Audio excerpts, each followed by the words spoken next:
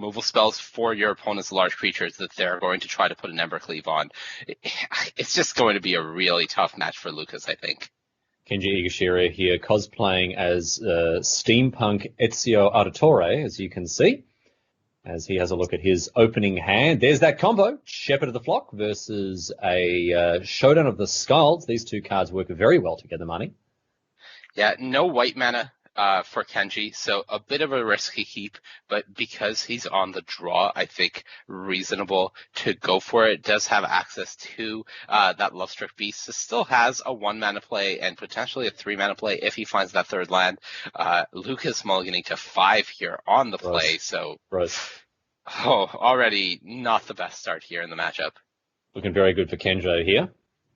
A solid hand made all the better by Esper on the double mulligan. Here's Lovestruck Beast, Heart's Desire to kick things off. Another Edgewall Innkeeper and a Brushfire Elemental to poke through some damage. Don't think you're attacking with the Innkeeper. That's the easiest trade in the world there for Kenji, who draws a land for his turn. And it looks like his board's developing nicely here.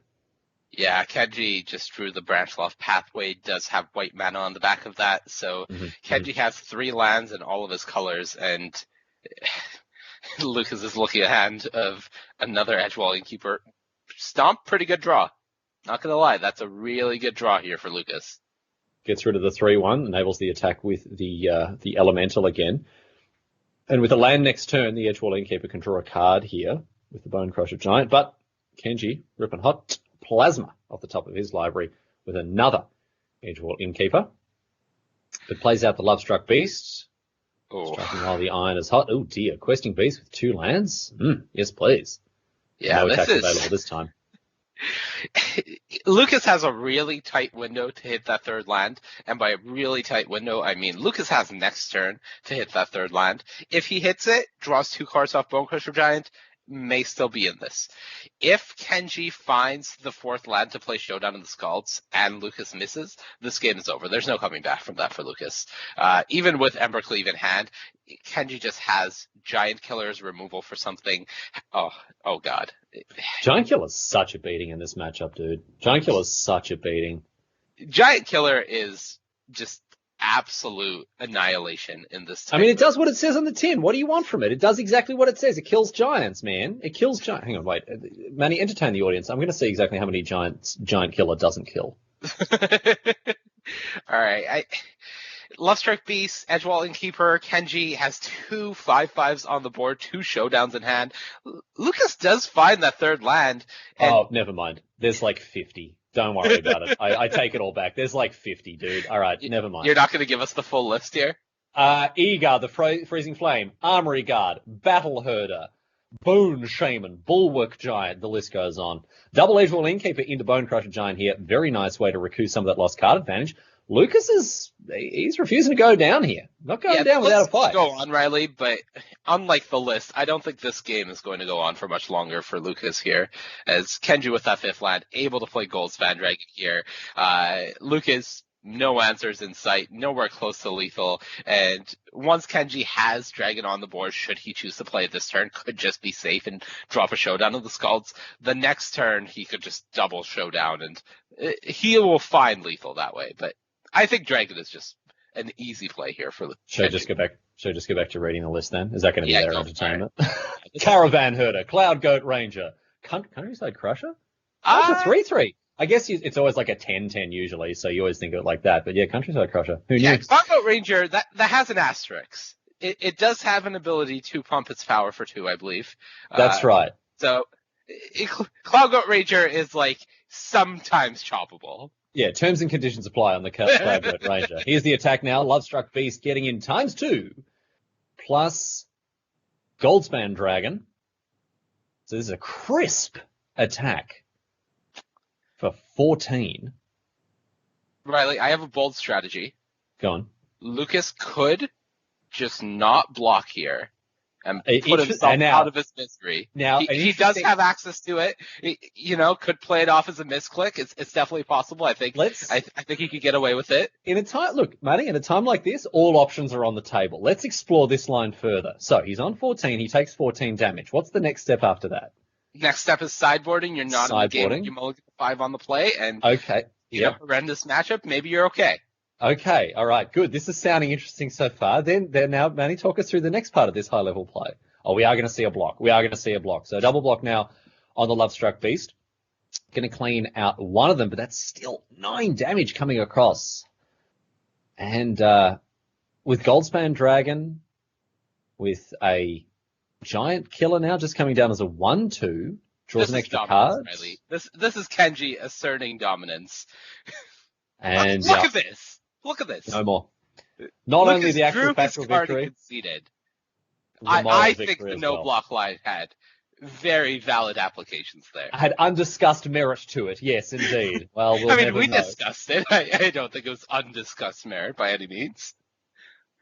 We go now to sideboarding between these two players. Kenji Egashira picking up game number 1 handily after an unfortunate double mulligan there for Lucas Esper. And again, not a whole lot going on in this sideboard from Kaldheim. This list actually doesn't have all that many new cards in it whatsoever. The Gruul Adventures list, not really all that updated. Already had the pathway, don't need that. Arnie Brokenbrow is not a bad inclusion, I suppose. The only 2 inclusions here are those 2 copies of Arnie between the main and the sideboard. The core of the deck remains unchanged. And look, in fairness, the Naya Adventures deck, the core of that deck is built around adventure cards as well. But there is also that explosive finish that is heavily reliant on the 5-mana mythic Goldspan Dragon. You can see the sideboarding that's been done here. Out come 2 copies of Unleashed Fury and a Shepherd of the Flock. In comes a little bit of extra removal, very judicious there. An extra copy of Arnie and a red cap melee, and double Vivian are exchanged for Scavenging Ooze and Scorching Dragonfire. Yeah, I think Kenji recognizing that in this aggressive versus aggressive matchup, quote unquote, doesn't need the full combo, doesn't need the Unleashed Furies and the Shepherd, wants to not die, especially on the draw against this Gruul Adventures deck. You really want to not die. So just taking out some of the more clunky cards that may not be great on their own, bringing in more removal spells. And then Lucas on the other side, also getting a bit grindier. Bringing in those 2 copies of Vivian Monsters Advocate means that he has some tools to fight these types of grindy games that may happen with Kenji bringing in more removal and taking out combo pieces. Yeah, I think the important thing to note here, which is, broadly speaking true across most Magic formats when sideboarding is involved, the games post-sideboard, they become slower, they become grindier, they become much more interactive. Yeah, and here we see a significantly better hand from Lucas this game already. Has access to up to 6 lands, including 2 Shatterskull Smashing, so really going to be able to keep Kenji's board in check, at least some of it. Certainly not going to be smashing a Lovestruck Beast anytime soon, but still lots of options for Lucas this game, unlike last game. No white mana as of yet, but that's not going to prevent a Lovestruck Beast from entering the battlefield for Kenji here. And Bonecrusher Giant sort of takes out the opposing Lovestruck Beast as an attacker, for now at least. There's a white land in the form of Sajiri Shelter. Going to come down as Sajiri Stipe. And that'll open up the Shepherd next turn, or indeed the Showdown. Yeah, just basically opens up Kenji's entire hand, and Kenji feeling pretty good about the current board state. Should Lucas attack, does have access to that Kazul's Fury as well as that Scorching Dragonfire, and just keeping the board in check means that Kenji is comfortably able to resolve Showdown the Scald next turn, should he so choose, which I think he will choose, considering he wants that mana right now. Yeah, really wants another land, and with 4 cards off the top of the Showdown, odds-on favourite to find it. I think that's a land hidden away in the corner. On the last hit, that was a big one. Yeah, it was close, and now a Heart's Desire as well to make another 1/1 here. Double Shatterskull Smashing, and a Dingo's Breakfast here for Lucas Esper. Nothing else going on whatsoever. Yeah, this is just so awkward for Lucas. Kenji doesn't even have to go for a dragon this turn. Can just start dumping these cards that he essentially hit off a Showdown of the Scalds, make his own Lovestruck Beast bigger, and Lucas can just watch.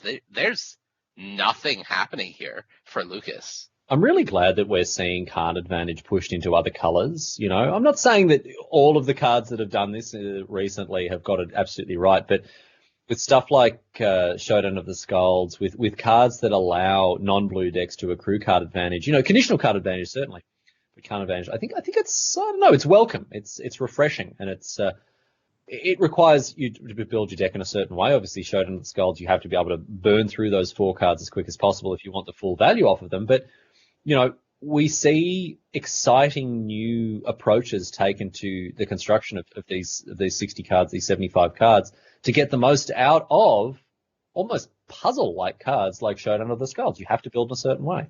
All right, Riley, I have a play for you. It's a All right, little here we go. spicy. All right, I'm into it. Let me get a glass of milk and let's get stuck into this spicy play. Let's go. Kenji can stomp his own gold span dragon here.